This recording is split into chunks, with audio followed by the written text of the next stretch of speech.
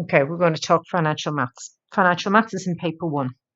Kind of topics that could come up would be personal tax to do with your earnings, your gross wages, your net income, your gross tax, and you also get your tax credits.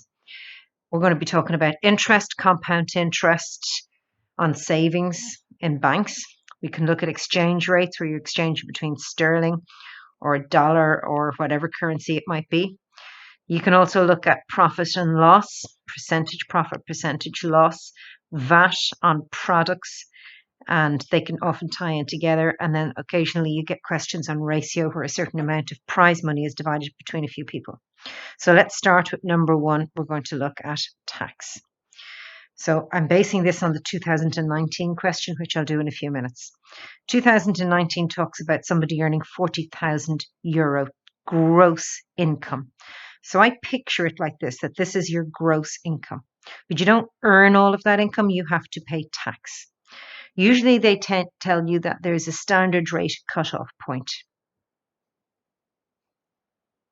Standard rate cutoff point.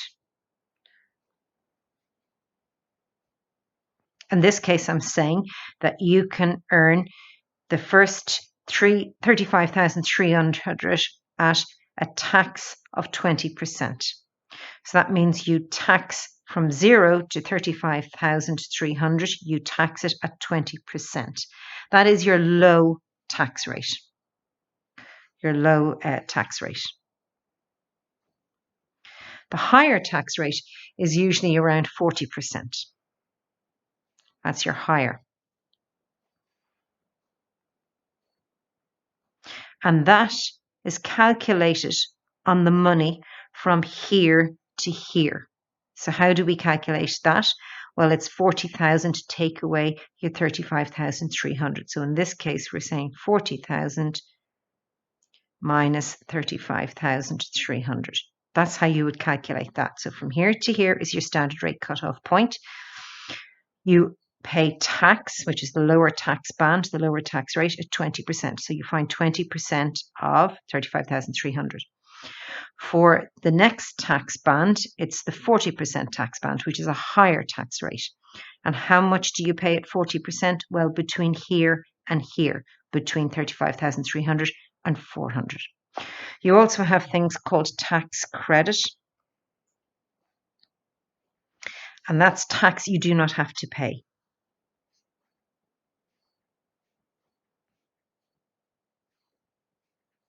Okay.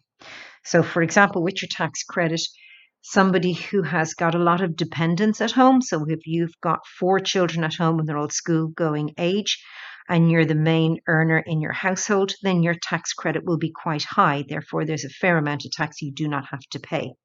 But if you are a single person living on their own and you have nobody dependent on you, well, then your tax credit could be quite low. So you'd actually have to pay a fair amount of tax because your tax credit would be low. Okay, they talk about gross and net. That's the whole amount. So in this case, the gross income is 40,000, and net is usually things like take-home pay or the amount of tax.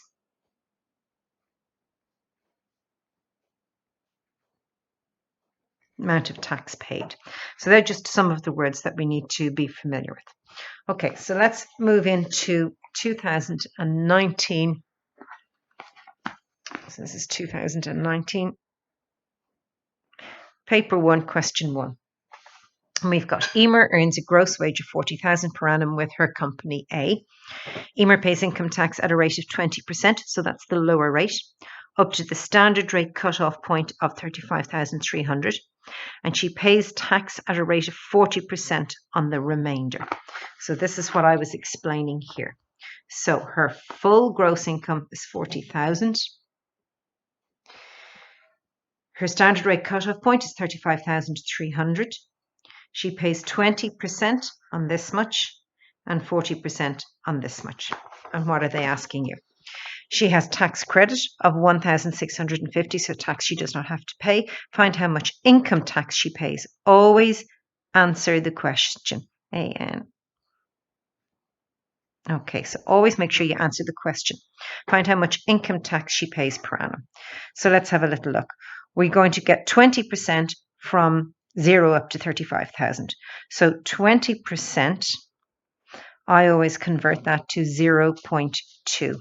Okay, or 0.20. So that means I have to go 0.20 of 35,300. And that is equal to, get my calculator. So we've got 35,300 multiplied by 0.2 is equal to 70. Okay. Now, we also know that she has to pay the 40%, and I'd always show my work.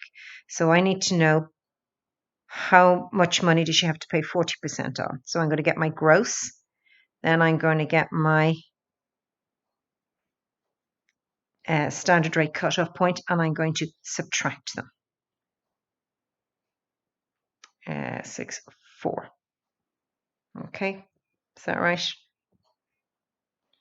So 0, 0, 3 from 10 leaves 7, 6, 6 from 10 leaves 4, and 1. So 4,700.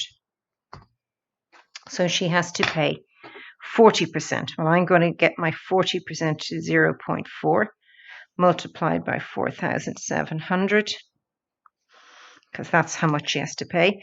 So I've got 4,74700 multiplied by 0.4 gives me 1880.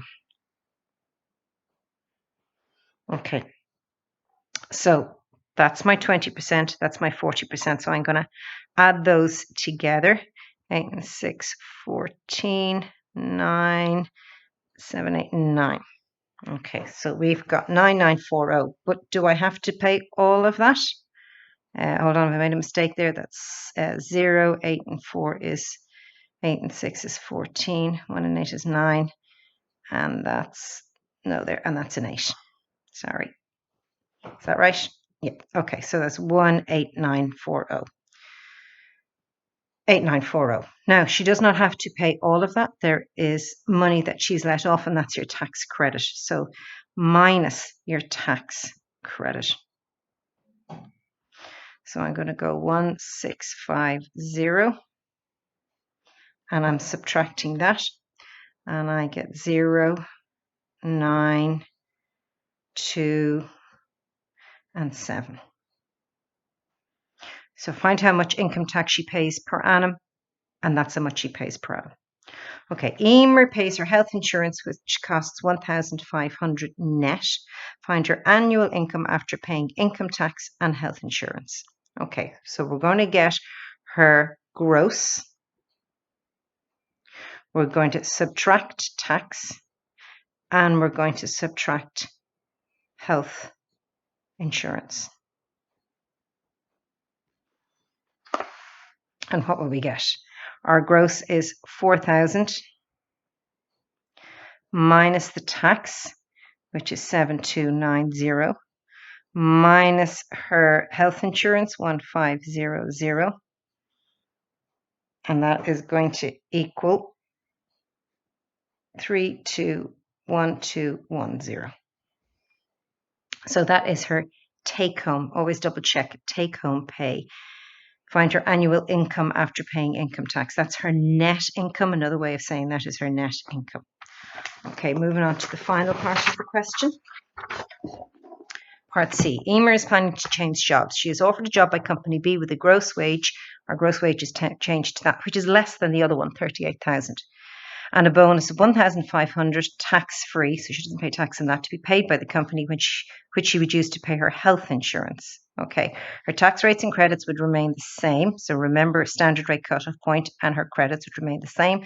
Find by how much Emer's net annual income after paying income tax and health insurance will increase. So you know it's going to increase if she accepts the job with company B. Okay, so she starts off with her gross is now 38,000. We know that her standard rate cutoff point is still 35,000. So we're going to do 20% of her 35,000 5,300. And going back to my last page, 7060. 7060. Now we have to do her 40% tax rate. Oops, not 40,000, it's 38,000. Minus her 35,300. So I'm trying to figure out how much she pays on her 40%. So we go subtract them, 007, that's 62. Okay, so she pays 2,700, she pays 40% on that, so 0.40 of, or multiplied by 2,700. And I've got 0.4 multiplied by 2,700 equals 1080. 1080. 0, 6, and 8 is 14. 1 and 7 is 8. Okay, 8140. All right, does she pay all that? No, she's got her tax credits, which is still her tax credits, 1650. And she takes that away. 0, 5, 9, 7 is 4, and 2 is 6. Okay, so that's her net tax. That's how much tax she actually has to pay. Okay, does she have to pay, we're then looking at, she knows she's going to get her bonus of 1,500. So that means she doesn't actually have to pay her health insurance out of her gross tax. So let's see how much she actually takes home then. She's got 38,000 minus her 6,490. And that, pop that into the calculator, and we get 3,1510. So that is now her take-home pay. We don't have to worry about paying her health insurance because that is a bonus at the end. So is her take-home pay more than the others? So this was company B, so I'm going to go company A. What did she get for company A was 3,1210. And for company B, she's on this amount here, 31,510. So how much does she make? €300 increase.